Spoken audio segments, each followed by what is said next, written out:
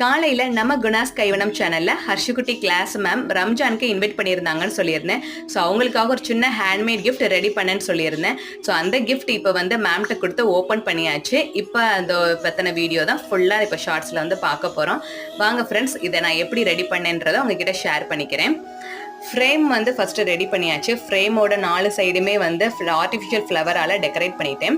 சென்டரில் வந்து அல்லாஹ் அப்படின்றத அரபிக் லெட்டர்ஸில் இந்த மாதிரி தான் எழுதுவாங்கன்னு மேம் வந்து சொல்லியிருந்தாங்க.